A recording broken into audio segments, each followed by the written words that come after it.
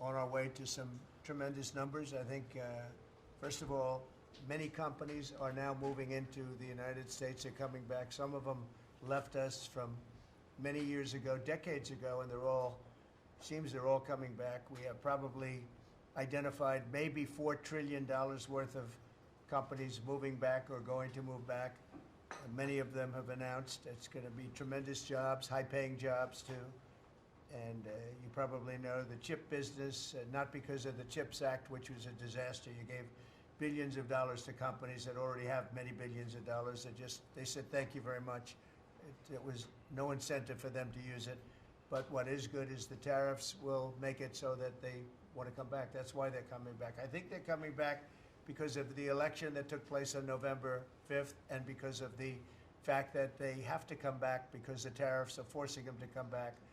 And remember, there are no tariffs if you build here, and that's a big factor. So we have record numbers. Howard was just telling me the numbers that we're talking about are crazy, beyond anybody's wildest expectation. So they'll be doing a lot of building, all sorts of businesses, including the basics of automobiles.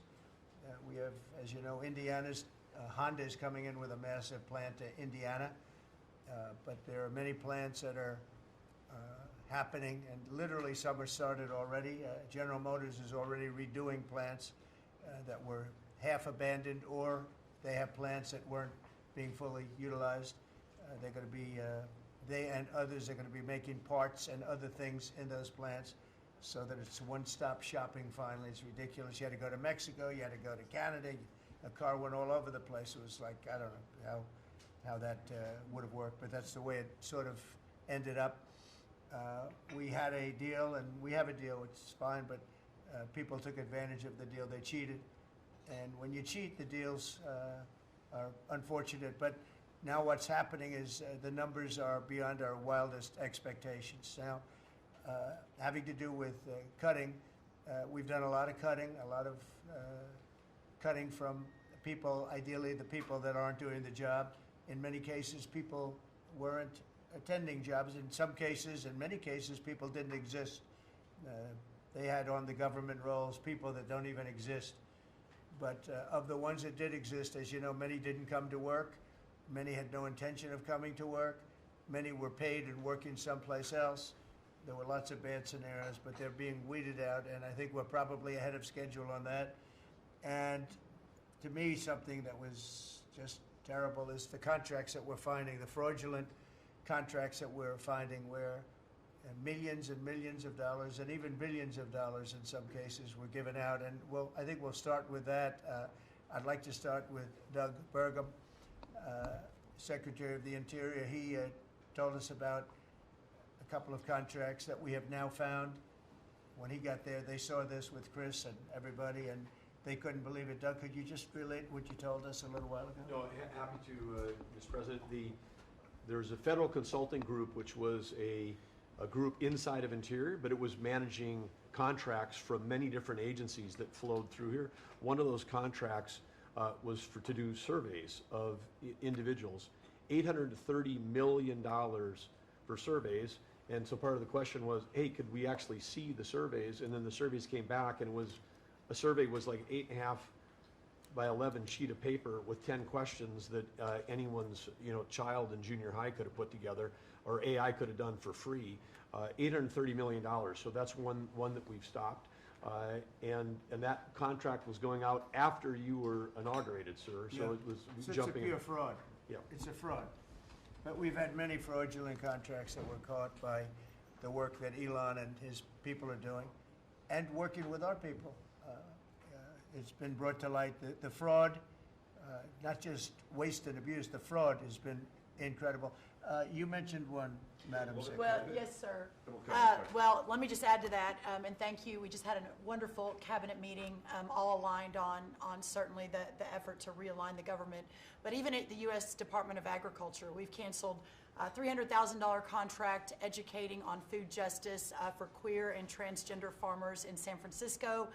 A similar contract we canceled in New York, again, educating transgender and queer farmers on food justice and food equality.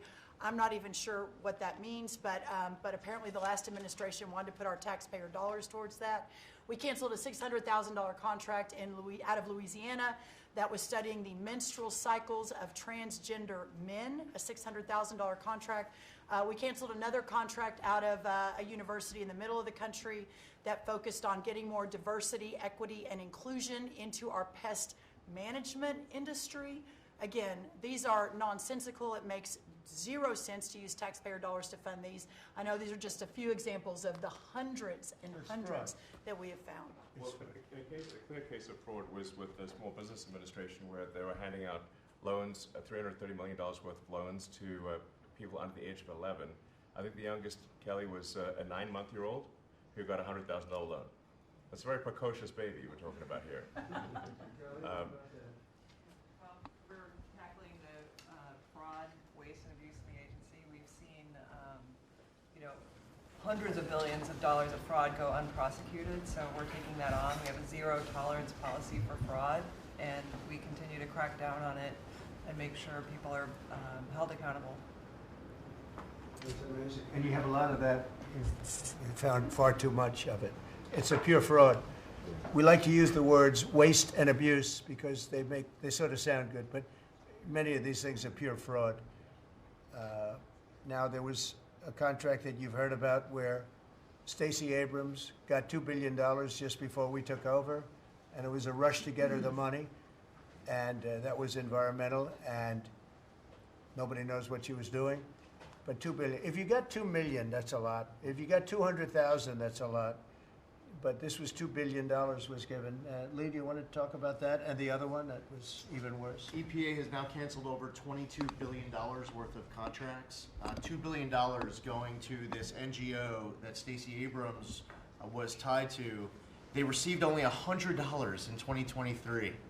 And then the Biden administration gave them $2 billion. The director of the Greenhouse Gas Reduction Fund saw his former employer get $5 billion. So $20 billion went to just 8 NGOs, and they're all pass-throughs. And then they were giving it to other entities, many of them were pass-throughs. And what you have is all these extra middlemen, they're taking their cut. And the taxpayer ends up getting screwed. They're losing out on all this hard-earned money. They can't afford to have the federal government waste. The partnership with DOGE and Elon Musk has been incredible at EPA. Their team is very talented. We wouldn't have been able to do it without them.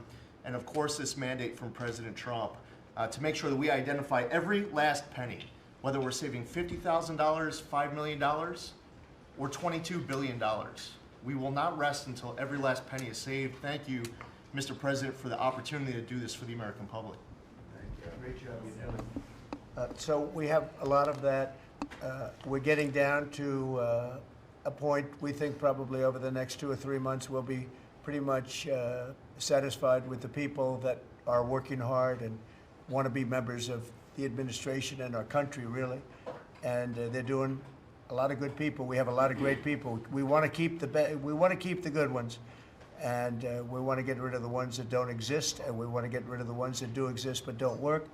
And we have quite a few of them. Would anybody else like to say something before we take some questions from the press, please? Doug Collins. Yeah, Mr. President, I think one of the things that you've always told me is take care of our veterans, and that's what we're doing at the VA. And one of the things, though, is you also have to know who your employees are. You have to know the very fact of who you are. We're 470,000 roughly when we started this, larger than the active duty Army, when you think about that in the perspective. But however, this is an interesting point. When I first got there and we started looking at this, how you take care of people, we didn't have an HR system that could actually give us a rundown on who actually was working where. That we've had to work with that, working with our VA employees who are DOGE liaisons. We've been able to put together an organizational chart which we can start looking at that. But the interesting part about it is about taking care of veterans, and what you've told me to do is how do we get the people in the right places. And I think when we look at this, GAO has told us we were high risk for years. The previous administration put literally tens of billions of dollars and tens of thousand employees over the last 4 years, and we saw our statistics basically stay the same or go down. Backlogs went up. Maybe the question is not money and employees anymore. Maybe it's the organization and how we effectively deliver for the American people. And that's what we're going to do. Well said. And one thing I want to add to it, it is not necessarily a very popular thing to do. You're talking about employment, you're talking about people and the lives of people. and yet I think the American public understands we're trying to save our country and make our country great again. I mean, you could say it, but we're trying to save our country from this extraordinary thing that was happening. What they were doing to our country was just a horrible thing. And I have no idea how it plays out in the public. I guess you see poll numbers that are very good numbers, but I don't know what that means long term. But it's something that has to be done. If we don't do it, we're not going to have much of a country left, so we have to do it. So we're doing things that I think a lot of presidents wouldn't be inclined to do, but we're doing it to really, I don't want to use cliche. I don't want to say we're doing it to make America great again, because I say that on the campaign trail, but there's really no other words that could express it better than that. We're doing it to help our country, and our country was riddled with fat, like no country probably anywhere in the world, and we're getting rid of the fat. And at the same time, we're going to be bringing in millions of very good, high-paying jobs, and we're going to be taking in a lot of money. Our country's going to be very strong. We've been ripped off by every country in the world, friend and foe. We were taken advantage of like nobody's ever seen. And you saw what happened today with Venezuela. We did something with Venezuela, which is long in the making, and it's very substantial. And we'll be announcing cars very shortly, and we already announced steel, as you know, and aluminum. We'll be announcing pharmaceuticals at some point in the not too distant, because we have to have pharmaceuticals. We don't make pharmaceuticals anymore in our country. And if we have problems like wars or anything else, we need steel, we need pharmaceuticals, we need aluminum, we need a lot of these things that we sort of don't make anymore, and yet we're equipped to do it all. So we'll be announcing some of these things in the very near future, not the long future, the very near future. And it'll bring in billions of dollars, billions and billions, and it'll bring in, maybe more importantly, jobs. It'll protect the jobs we have, and it's going to be really, really quite amazing. Chris, did you have something to say? Yes, Mr. President. I want to say energy is the infrastructure that makes our country run and drives our national security. The Biden administration grew my department, the Department of Energy, by 20%, and expenditure much more than that, all in an effort to reduce the production of energy in the United States and to make energy more expensive. We are stewards of the American taxpayer dollars, right? That's the job of everyone around this table, led by you. We want to reverse that trajectory and care about every dollar an American taxpayer gives us, and are we using it for the benefit of Americans? Let me tell you one thing, huge growth in expenditures, huge growth in employee count. Puerto Rico, an American territory, had its electricity grid destroyed. They had billions of dollars in the Department of Energy to help Puerto Rico, yet they didn't spend that money, because that money would have meant more energy, more jobs, more prosperity in Puerto Rico. They wanted to have them as a poster child of wind and solar.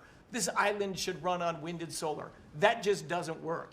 But they cared about politics more than the American people, and they didn't treat the dollars like they were their dollars. Yeah. This table, the team you have assembled, we're treating the American dollars like they're our dollars. Thank you.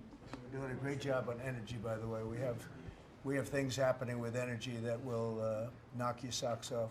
A really amazing job. Howard, do you want to say a couple of words? Well, what is so exciting is April 2nd is just around the corner, and that's American Liberation Day. That's the day when the rest of the world starts to treat America with respect. And your leadership, understanding how the rest of the world treats us, and what balance and what fair trade finally is going to be, is going to take care of America. It's going to launch the External Revenue Service to start to build the power and prestige of America back. And I'm honored to be helping you on that course. It's an interesting term, right? The External Revenue Service. We're going to take in a lot of money from the outside, and that's going to keep our taxes low, and I think getting a lot lower. It's going to be a lot of money, and the external will take care of the internal to a large extent. So I think it's going to be a beautiful transformation. Linda, you might say a couple of words. You've done so amazing. It's a 50% cut, and more importantly, we want to bring education into the states where at the bottom of the pack, but we're the most expensive per pupil. And we want to bring education back to the states where they can teach the students lovingly with their parents and with the boards and everything else. And they'll be every bit as good as these other countries. These states, these individual states will do a phenomenal job. You want to say something? Yes, sir, and if we think about education, if we don't address the issues in education now and start getting our scores up, what are we going to find our next generation after that? Where are our engineers, our doctors, our lawyers, our scientists, our AI and technical experts going to come from? We will go farther and farther down, and with everything else we're doing within our country, building manufacturing, bringing all of that back, if we don't educate in the best way we can, we will be lost, and those generations will be lost. It is, I think, the cornerstone of our culture and what we need to focus on. And so by having education at the best place where it can be, which is at the states, the local levels, with governors, with best practices and tools, which I hope the Department of Education can help supply for them, we'll do it. And Linda, as you know, the SBA has taken over her student loans, which is a lot of loans. It's a big job, and Kelly, we appreciate that. You're going to do fantastically well. And Bobby is going to be taking over their various medical aspects and health aspects of the educational process. So, and he's going to do a fantastic job of it. So, thank you very much. Thank you, Mr. President. I just say that I'm very grateful to you and very grateful for the partnership with DOGE, with Elon. We've identified extraordinary waste in my department and HHS. The expenditures, the budget of HHS during the Biden administration went up by 38%. The employees went up by 17%, and healthcare went down. We have 40 comms departments. We have 40 procurement departments. We have 40 IT departments, and we have 40 procurement, HR, none of them talking to each other. We are, with Elon's help, eliminating the redundancies. We are streamlining our department. We're going to go back to providing gold standard science. We're going to get the money to the scientists and to the patients rather than to the administrators and to the bureaucrats. And we're going to restore gold standard science, and we're going to make America healthy again. Thank you very much. It's great. If you might, Madam Secretary, say a little bit about what's happening and how well we've done at the border. Sir, this last week I was in Arizona, California, Alaska, and Florida, and CBP literally has almost 100% operational control of the border, which means that our country is secure and that we know who's coming into this country and that they love our country and they want to help keep it great into the future.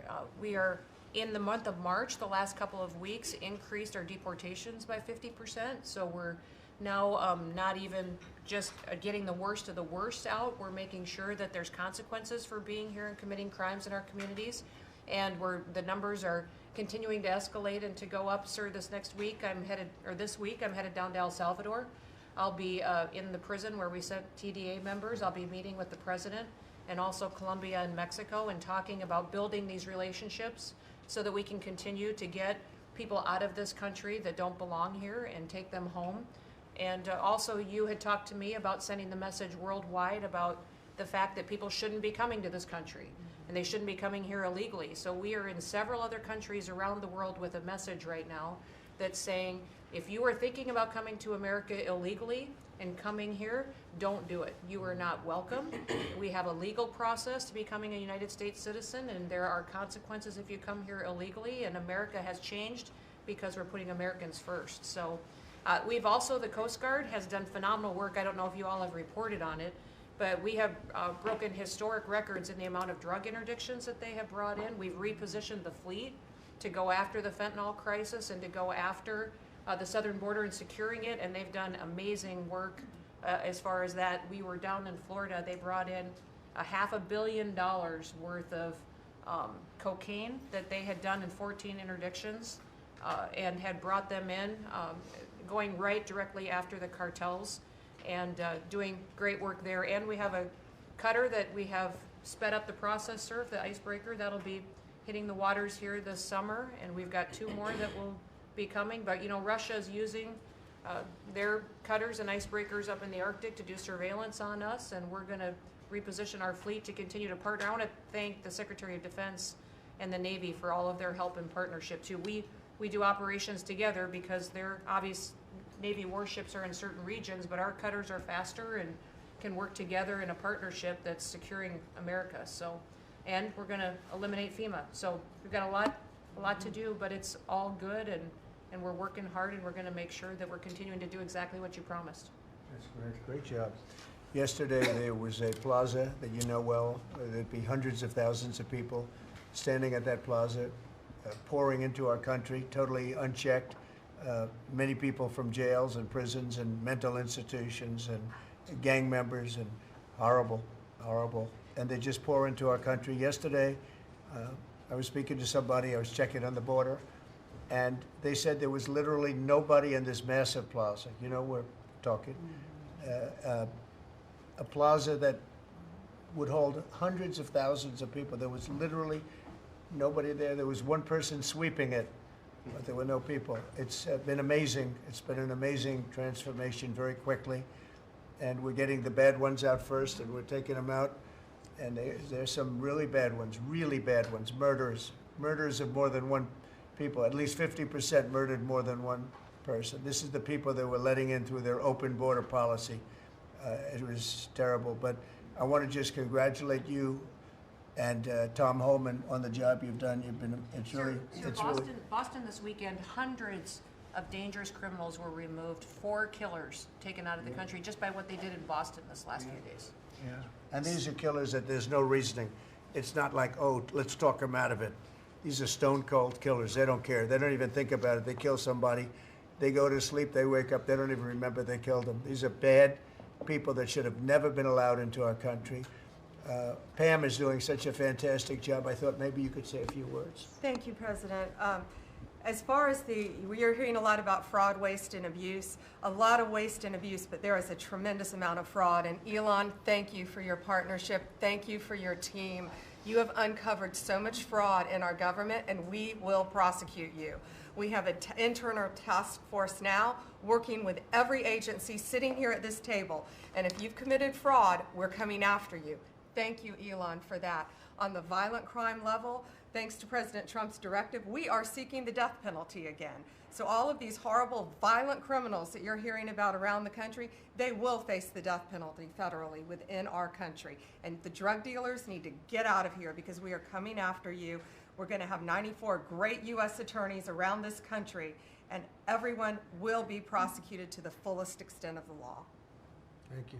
Thank you, President. It's at your directive. I couldn't have said that better. That's very good.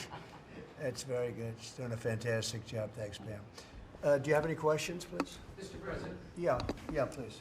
Mr. President, what can states do now to implement your Department of Education executive order? Well, I think what's going to happen is we are cleaning out a lot of things like the loans, student loans, which will be handled very professionally by people that do that. And then, as you know, RFK Jr. is going to do a fantastic job having to do with health and the other things, and frankly, better than the people at the Department of Education. You see the buildings all over D.C.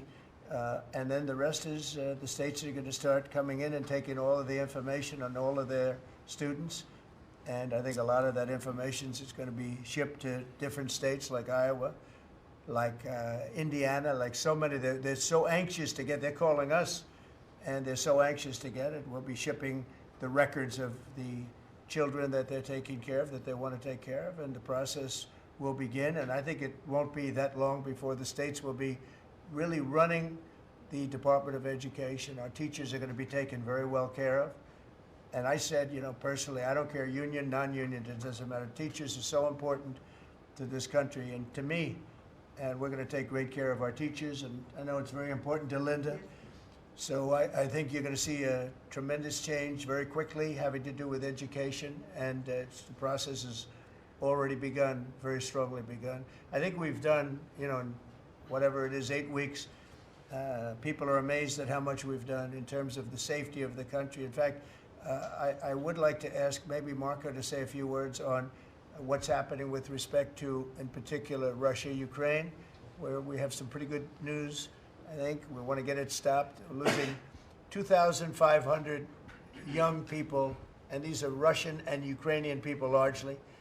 And they're not American people, but on a human basis, we want to get it stopped, and we want to stop spending billions and billions of dollars to a country that we think it's time, and we're doing pretty well. Marco, do you want to say something? Yeah, Mr. President, first of all, I think the American people should be proud that we have a president that's promoting peace and the end of conflict on this planet. This is a war that's gone on for 3 years, as you pointed out, that, as you rightly pointed out, would have never happened had you been president, but now it's here, and it needs to be brought to an end. There is no military solution to this war. It has to end through negotiation. And there's only one leader in the world that's capable of bringing the two sides to a table, and that's our president, the President of the United States, President Trump. And that's what he's done. And so today, even as we speak, we have teams on the ground in Saudi Arabia meeting with the respective sides in the hopes of making progress towards this outcome that we all want to see. And I think that the country owes you a great debt of gratitude, and the world really, because, I mean, you're the only leader in the planet that can bring the two sides together to bring an end to this conflict, and that's what you've done, and you've done it despite, you know, impediments from other countries and others who maybe have different opinions about how this should go. But ultimately, I think that the only chance we have for peace is through the President's leadership, and you've shown that, and we hope it'll bear fruit, and today will hopefully be one step more in that direction. Thank you, Marco. And on the Middle East, another hot spot that we didn't have a problem with. There was no problem in the Middle East when we left, and now there's a lot of problems in the Middle East, but we're working on that. But I think we've seen significant progress, and I think you'll have we're going to start, we were talking with the Vice President a little while ago, and you're going to see countries start to fill up the Abraham Accords. More and more countries want to join. That was a great success, tremendous success, and then Biden and his group did zero with it. That should have been filled up within a year of the election, would have been filled up. So countries are starting to want to get involved very much with the Abraham Accords again, so that'll be great. JD, do you want to say something? Yeah, sure. Yes, sir. Just on that topic, if you think about what happened with the Abraham Accords, one of the great diplomatic breakthroughs under the first Trump administration, really in the last 30 or 40 years of American history in the Middle East, and the Biden administration did absolutely nothing with it. Built on it, not at all, added 0 additional countries. Purely out of political spite, the Biden administration, I think, hurt the United States and really hurt the project of world peace. That has changed. Luckily, about 2 months ago, we got a new president, and that president has given us the task of building out the Abraham Accords, adding new countries to it. And really what you see is a lot of these countries that have historical, ethnic, or religious hatreds want to build. They want to build new artificial intelligence. They want to build new real estate projects. They want their citizens to become rich and prosperous and peaceful, and they're setting to the side some of those old hatreds under the leadership of President Trump. So it's early, but we made a lot of progress, and we'll keep on making progress, sir. Thank you, JD. One of the things that's very important, I think, to mention, I saw a show yesterday, and they had a Democrat congressman on. It was on Fox. And he said, well, President Trump said prices would be coming down, and instead he's focused on other things. Well, we are focused on a lot of other things, like peace, like all of these companies that are moving in and jobs.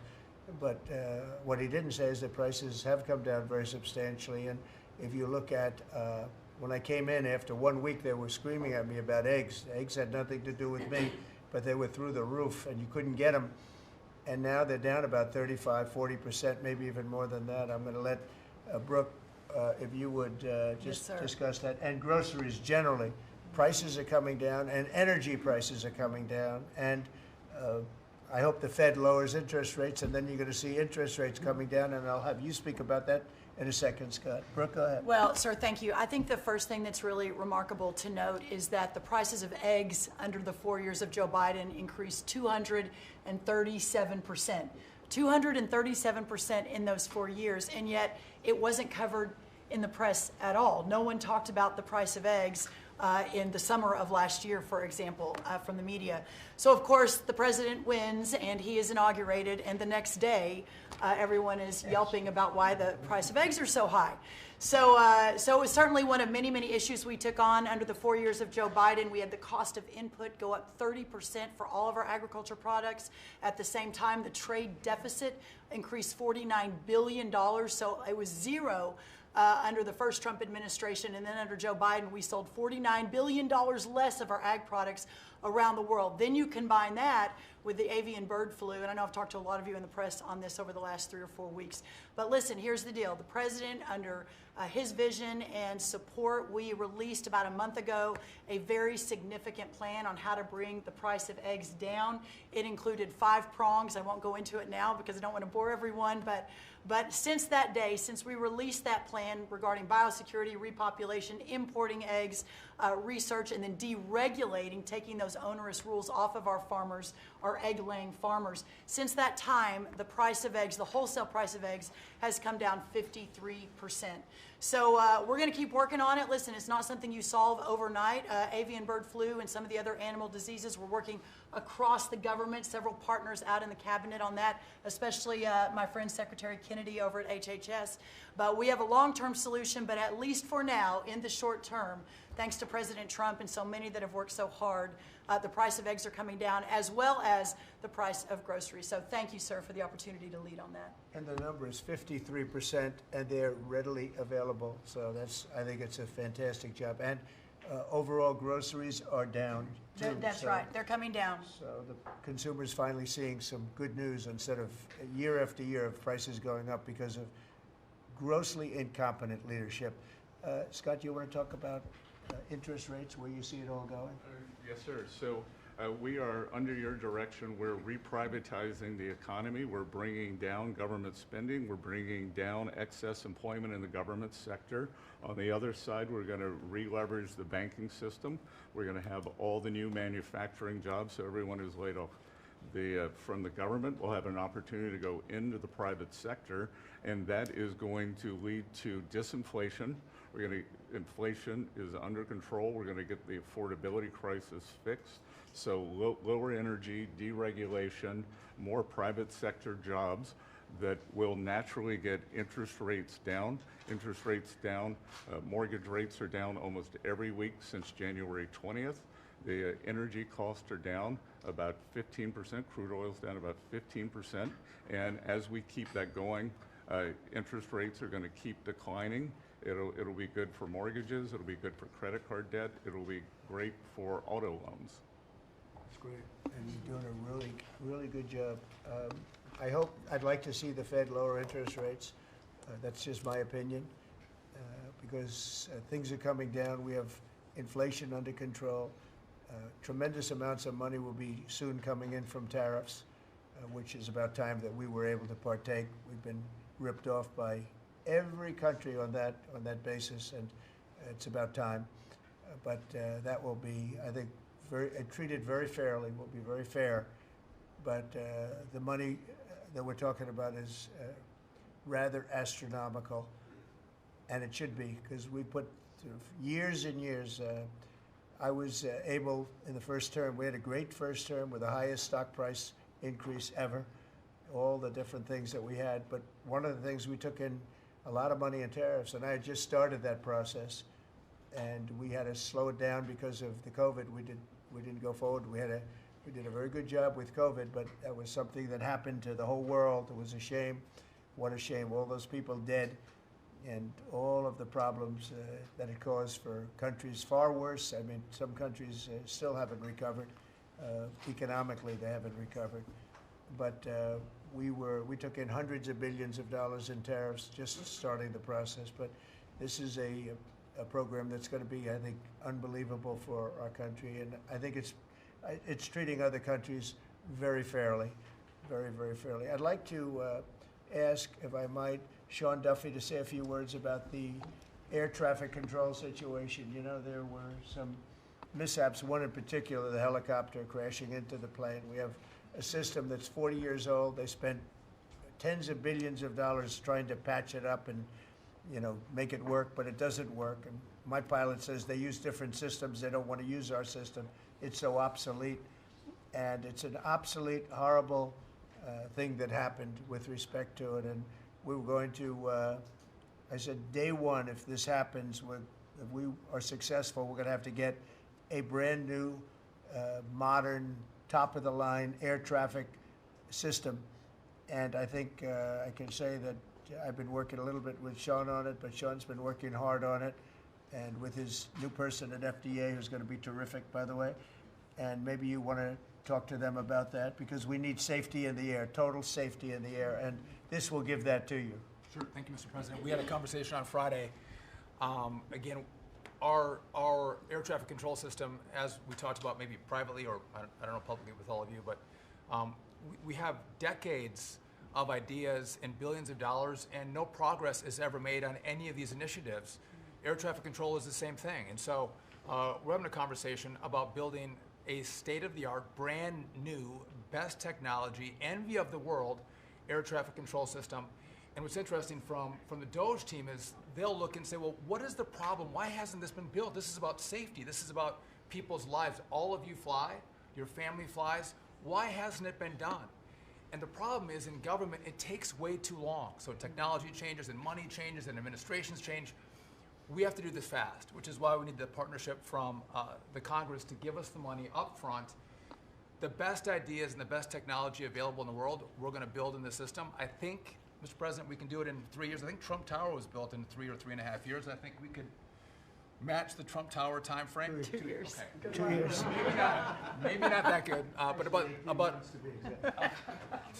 3 years. And again, we have to choreograph because again, our towers are operational, keeping planes in the air. So we got to choreograph this, but we can do it in short order. If I could just make one other point, Mr. President. We're $36 trillion in debt. You've never had a DOGE. We've never come in and looked at our government the way, Mr. President, you've looked at this government and said, there's too many people, there's contracts, fraud, waste, and abuse. And so we've had a few bumps in the road as we've gone through this process, but if you look around this room, everybody has seen how the process has evolved, and everyone appreciates some of the insight and technical support that we've gotten to make this government more efficient, to make it more responsive to the American people. And so, again, when you have a new system like this, you'll get some bumps. But things are rolling out. The last 3 weeks have been much, much better as our teams have integrated and we're working to deliver for the American people. And I would say some of the press had made comments last time about what happened in the last meeting. We had a great conversation in the last meeting. Elon and I had a great call after the meeting, and so sometimes the reporting can be a little bit off. I love the analysis that you guys do when you're not in the room. But I would just note that we're working well together, Mr. President, and the whole team here is working well together. Well, actually, we decided to see you after the cabinet meeting instead of before, and I think that's nice. But if you think about it, I guess never in history has anybody invited you to a cabinet meeting. We're very open and transparent, and we had a very good meeting today. So, I mean, you're standing here, you're seeing what the result of the meeting is. I think we're doing an amazing job for essentially 8 weeks on the job. I think there's never been anything like it. Did you have a question, please? Two, actually, if you don't mind. Thank you for having us. Thank you. We appreciate it. One, actually, to follow up on the Attorney General's comments, and then one for you. You said that you're now preparing to prosecute examples of fraud across federal agencies that have been referred to you. Is that what you said? We are working with a team. We have a team of attorneys in place working with Elon's incredible team, helping us, taking referrals from the cabinet members. You know, these are your tax dollars.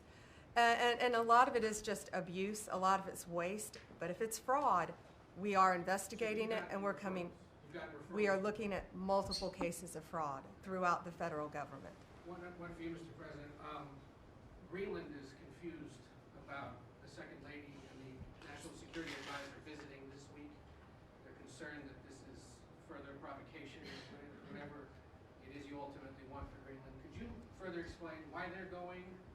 What is the ultimate end goal when it comes to? Yeah, well, not provocation. This is friendliness, not provocation. We're dealing with a lot of people from Greenland that would like to see something happen with respect to they're being properly protected and properly taken care of. They're calling us, we're not calling them. And we were invited over there, and I thought it would be I have great respect for the wife of our great vice president. I think she's a brilliant woman. She's a very nice woman. and she loves the concept of Greenland. And so she's going there, and I think Marco's going there, and some others are going there. But we've been invited, and they really like the idea because they have been somewhat abandoned, as you know. They haven't been taken good care of. And I think Greenland's going to be something that maybe is in our future. I think it's important. It's important from the standpoint of international security. And if you look at the ships outside of Greenland, you have Russia, you have China, you have lots of different people and lots of different places, and it cannot go on the way it is. It's not going to go on the way it is. I'll make a statement. It's not going to happen. So they're going there, and that's purely friendship. Who's doing the inviting? You said A lot of people, yeah. People from Greenland are asking us to go there. We have many, many requests from many, many people, some officials too. Mr. President, Yes, can I ask please. you about economic forecasts? I saw one economic forecast coming out from the OECD this past week. They are forecasting stagflation for the United States, a downtick in terms of GDP growth. Do you agree with that forecast? What do you see over the course of 2025 for our Well, we inherited a very, very bad and perilous situation from a group of people. Again, we just got here from a group, and this takes a long time to develop, from a group of people that truly didn't know what they were doing. And you see that with not only costs, you see that with all of these fake contracts that have been given out. So we inherited a bad situation, but I think we're going to have an economy that booms. I think when it all kicks in, it's not going to take very long, because some of these people that announce that they're going to spend billions of dollars, I mean, literally, Apple is spending $500 billion. They've never made anything close to that to do that. They're building plants here instead of China, instead of other places. When it all happens, and it's going to happen very soon, these are people that are already, in many cases, they're already starting. They just announced. In some cases, they announced, but they actually started before the announcement, as you know, because some are already building. This is going to kick in. I think it's going to be amazing. So they're looking at, based on numbers that I was looking at 6 months ago, 7 months ago, I was very concerned about the economy. We're going to have something that's like nobody's ever seen before. We have numbers, and we have job generation that I don't think we've ever seen before. See how it works out, but I think the economy is going to go through the roof. Okay. Mr. President, Yeah, also, please. about Ukraine, in an interview with Time Magazine published this morning, President Zelensky said he believes that some members of your team have been influenced by Russian information. Those were his words. What do you have to say to that? Well, probably they have been influenced to get this thing settled, because Ukraine wants to see it settled. I think they have to have it settled, and Russia wants to see it settled. And I think if I weren't president, this would never happen. Marco's doing a great job, and Steve Witkoff has been incredible. Michael Waltz. We have a great group of people working on it, and that takes a good part of their day, settling something that really, it affects us monetarily because we've given so much money, and we're getting that done. In fact, Scott is telling me that the agreement on rare earths is just about completed. They'll sign it shortly. So it's, as you know, Europe is in for a very small fraction of what we're in for. It affects them much more than it affects us. Again, they are in as a loan, which nobody knew until I came along. Europe is giving the money to Ukraine as a loan. We were just pouring money into Ukraine. It was a very unfair situation. So we made a deal on rare earths. But most importantly, we want to stop the killing that's going on. 2,500 on average, mostly soldiers, a week are being killed. And they're Russian and they're Ukrainian, and if we can stop it, that's a very important thing to me on a human basis. Okay, anybody else? Are you signing the rare earths deal today? Is that what you mean? No, we'll be signing it soon. So Ukraine. It'll be signed very soon. China. Can I ask another question on Ukraine? Yeah. You recently mentioned the fate of all the Ukrainian children abducted and transported to Right. Russia. So are you demanding that Russia return these kids to their families in Ukraine? Well, it's one of the things that we're talking about. I know that no decision's been made. We're talking about territory right now. We're talking about lines of demarcation. We're talking about power plant ownership. Some people are saying the United States should own the power plant and then work it that way because we have the expertise to fix it up, et cetera, et cetera. Okay, that would, something like that would be fine with me. But they are talking about ownership of the big nuclear power plant in particular. But all of these things will come up, and they have come up, and that has been discussed, yes. Okay, I want to thank everybody very much. This was a great meeting. These are phenomenal people. We're lucky to have them. I have to tell you, I want to thank you all, and Elon, I want to thank you. I know you've been through a lot with this horrible situation that happens. That's right, saving America. It's very unfair. What he is a patriot. Here's a man that I can tell you, he's a friend of mine. He's become a friend of mine. He supported me in the election. That's when I got to know him, really. I knew him a little bit from the first term, but not much. But he's a patriot more than anything else. He's never, think of it, he has never asked me for a thing. He could have. I always say, I wonder if he's ever going to ask me for something. And that's always subject to change, and if it does change, I'll let you know about it. But Elon has never asked me for a thing. I mean, I got rid of the electric car mandate. I have no idea how that affects him, but possibly not good. I don't know. But he's never asked me for a thing. And I think that's an amazing tribute. I did get activated last week when I saw what they were doing. I said, he makes an incredible product, and we're going to go out and tell people you can't do that stuff, and support him. They got to support him, because if he wasn't doing this, he wouldn't have any of these difficulties. And I think it's getting less and less. Pam has done a great job with regard to all of the, I mean, I know the kind of investigations that are going on. If she finds them, which she will, she's already found 4 of them. But I think they're going to suffer very grave consequences, because they're really terrorists when you think about it. They're terrorists at a high level. And I think the people that are financing them, they could very well be people I know, people that you write about. But those people are in big trouble, so they better cut it out. But Elon's a patriot. We want to thank you very much for the job you're doing. Thank you very much. Thank you very much.